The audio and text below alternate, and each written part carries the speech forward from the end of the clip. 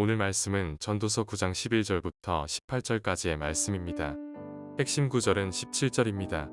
조용히 들리는 지혜자들의 말들이 우매한 자들을 다스리는 자의 호령보다 나으니라. 오늘은 인간의 한계와 하나님의 지혜라는 제목으로 윈도우 큐티를 나누겠습니다.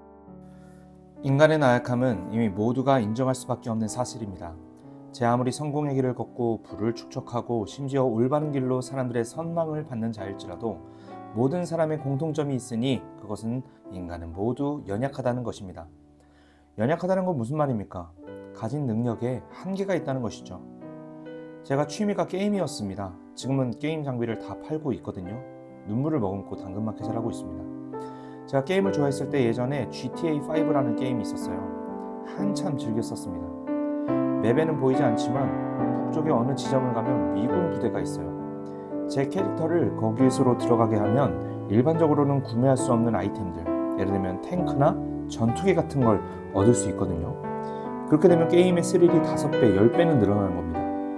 그런데 미군 부대 철창을 넘어 몰래 들어가다가 적발이 되면 바로 사살이 됩니다. 어마무시한 게임이었어요.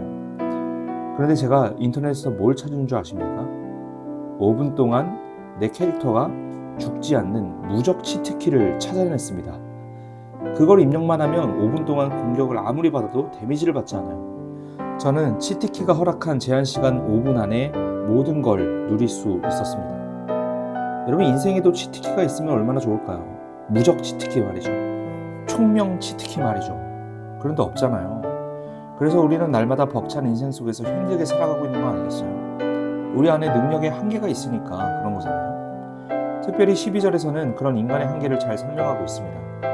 12절입니다. 분명히 사람은 자기의 시기도 알지 못하나니 물고기들이 재난의 그물에 걸리고 새들이 올무에 걸림같이 인생들도 재앙의 날이 그들에게 혼혈이 임하면 거기에 걸리느니라. 돈이 많으면 우리에게 다가오는 건강의 문제를 해결할 수 있습니까? 한국 재벌 회장이나 외국의 글로벌 기업의 창업주나 모두 건강상의 문제로 세상을 떠났잖아요. 모든 것을 할 수 있을 것 같지만 결국 위기가 찾아오면 인간은 속수무책 없이 이 땅을 떠날 수밖에 없습니다. 오늘 말씀에도요, 사람들은 자기의 시기를 모르든 지식의 한계성, 재앙의 날이 호련히 임하면 거기에 걸릴 수밖에 없는 능력의 한계성을 우리에게 알려주고 있는 것입니다. 이 한계성이 모두 인간의 연약함을 증명합니다. 계속 흘러가고 있는 세상의 세월 앞에 인간이 어찌할 방도가 없는 것이죠. 그런데 그런 절대적인 세상을 다스리시는 분이 있어요. 그분은 우리 주 하나님입니다. 그분이 세상을 다스리시되 공의로 세상을 다스리십니다. 그래서 우리는 능력을 가지려고 하지 말고 이미 무한한 능력이 되시는 하나님께 능력을 받을 생각을 해야 해요. 자꾸 내가 뭘 하려고 그러고 내가 뭘 얻어내려고 하면 힘만 빠지고 거기서 거기라니까요. 우물안 개구리라는 말이 있잖아요. 개구리가 아무리 자기 뒷다리 늘리는 트레이닝하고 점프력 훈련을 매일 12시간, 24시간 한다 하더라도 우물 안에 있으면 나올 방도가 없습니다.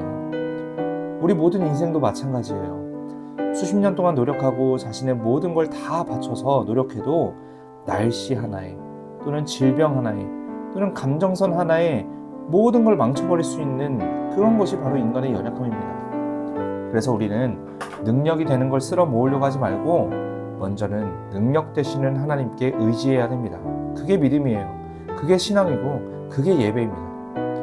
우리 인생의 모든 노력도 그 노력을 반으로 쪼개서 가장 중심을 보면 뭐가 있어야 되냐면 하나님을 의지하는 믿음이 있어야 됩니다. 그렇다면 하나님을 어떻게 의지해야 할까요? 내 생각과 내 마음 가는 대로 하나님의 존재를 설정해서 그것을 의지하면 되나요? 아닙니다. 하나님을 잘 의지하는 방법은 하나님의 뜻이 담긴 지혜를 귀담아 들으면서 하는 것입니다. 이것이 안전하고 평안하게 살 수 있는 유일한 방법입니다. 17절이 그것을 뒷받침하거든요. 조용히 들리는 지혜자들의 말들이 우매한 자들을 다스리는 자의 호령보다 나으니라. 하나님의 주권을 인정하지 않는 사람들도 세상에 많이 있죠. 어느 영역에서는 그런 사람들이 그 영역을 주도하기도 합니다. 정말 많은 사람들의 말과 조언들이 난무하는 세상이고 그 소리 때문에 지혜자의 말이 묻히기도 합니다. 그리고 인터넷이나 스마트폰을 통해 더 빨리 그리고 많이 접하게 되는 시대입니다. 그래서 더욱 진리와 우매한 말들을 분류하기가 어려운 시대를 우리는 살아가고 있죠. 그런 세상의 헛된 이야기를 들을 때마다 기억해야 할 말씀이 바로 17절 말씀이에요. 조용히 들리는 지혜자들의 말들이 우리에게 더 낫다, 더 이롭다, 우리에게 필요한 것은 시끌시끌한 세상의 말이 아니라 하나님께로부터 나오는 지혜의 말이라는 사실을 꼭 기억하십시오.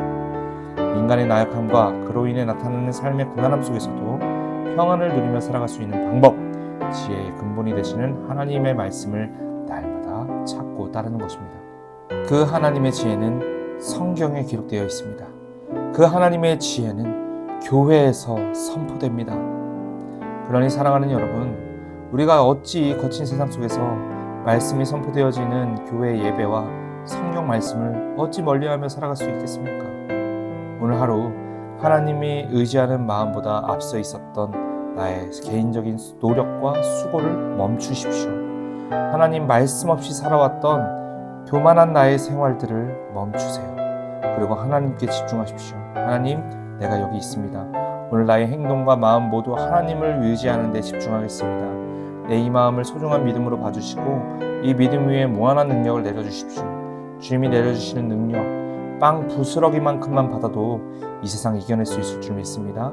나의 나약함을 강함으로 바꾸시는 하나님과 동행하시길 바랍니다. 나의 실패를 성공으로 역전시키는 하나님과 동행하시길 바랍니다.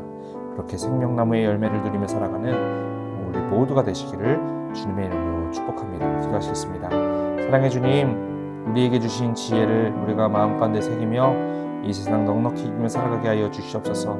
지혜자의 말, 즉 하나님의 말을 마음가운데 새기며 살아가는 우리가 되게 하시고 주님의 말씀 생명보다 귀하게 여겨서 아버지 이 세상을 능력 있게 살아갈 수 있는 이 시대 참된 하나님의 자녀들 다 되게 하여 주시옵소서. 감사드리며 예수님의 이름으로 기도합니다. 아멘. 우리 1분 동안 자유롭게 기도하시고 각자의 삶으로 돌아가겠습니다. 기도하시겠습니다.